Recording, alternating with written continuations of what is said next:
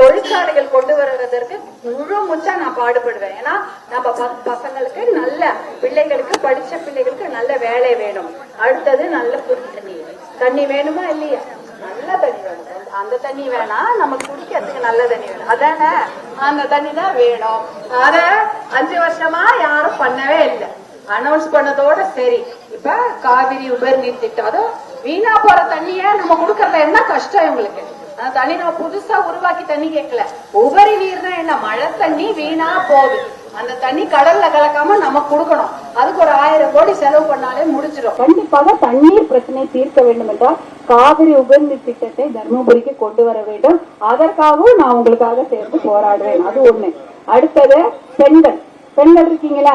உங்க பாதுகாப்பு எப்படி இருக்குது? நல்லா இருக்குது. ஆனா வெளியில போனா எப்படி இருக்குது? மதுக்கடைகளை தாண்டி போக வேண்டும்.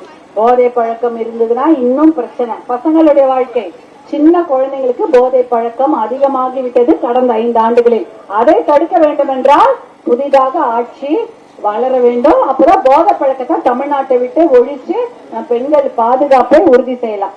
பெண்கள்லாம் படிச்சுட்டு வேலைக்கு போகணும்னா அதுக்கான விஷயங்கள்லாம் செய்யணும்னா பாதுகாப்பு வேண்டும். அந்த பாதுகாப்பை கண்டிப்பாக பாட்டாளி மக்கள் கட்சி உங்களுக்கு வழங்கும்.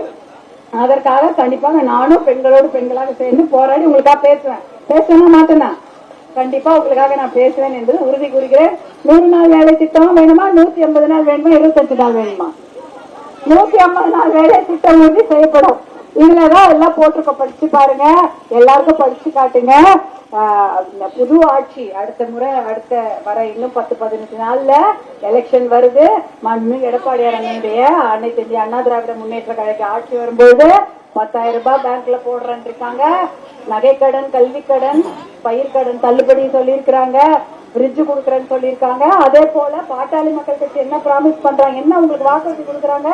பசங்களுக்கு வேலை, குடிப்பதற்கு நல்ல தண்ணி, பெண்களுக்கு பாதுகாப்பு, நீண்ட நாள் திட்டங்கள் அனைத்தையும் தருமபுரி மாவட்டத்திற்கு பாட்டாளி மக்கள் கட்சி, மாம்பழ கட்சி உங்களுக்கு நிறைவேற்றி கொடுக்கும். ஞாபகம் வச்சுங்க, 108 ஆம்புலன்ஸை உங்கள் கிராமத்தை நோக்கி அனுப்பிய சின்னம் மாம்பழ சின்னம். ஒரு சின்ன கிராமத்துக்கும் 108 ஆம்புலன்ஸ் வருது. ரோடே இல்லைன்னா கூட வருது. அந்த 108 ஆம்புலன்ஸை டெல்லியில இருந்து உங்களுக்காக அனுப்பியவர் மருத்துவர் அன்புமணி அவர்கள். அவருடைய சின்னம் மாம்பழ சின்னம், மறக்காதீங்க. தர்மபுரி மருத்துவக் கல்லூரி அதை கொண்டு வந்த சின்னம் மாம்பழ சின்னம். தொப்பூர் கணவாய் சாலை, மொரப்பூர் ரயில்வே திட்டம் இத்தனையும் கொண்டு வந்த சின்னம் மாம்பழ சின்னம். இன்னும் நிறைய செய்யறதுக்கு கூட்டணி கட்சியில எல்லாருமே காத்து கொண்டிருக்கிறோம். அதனால நீங்க எங்களுக்கு வாய்ப்பு கொடுங்க, மறக்காதீங்கம்மா. மாம்பழ சின்னம் யார் எது பண்ணாலும் அதெல்லாம் எதிர்படாது. நீங்க மாம்பழ சின்னத்துக்கு உங்க ஆதரவை கொடுங்க.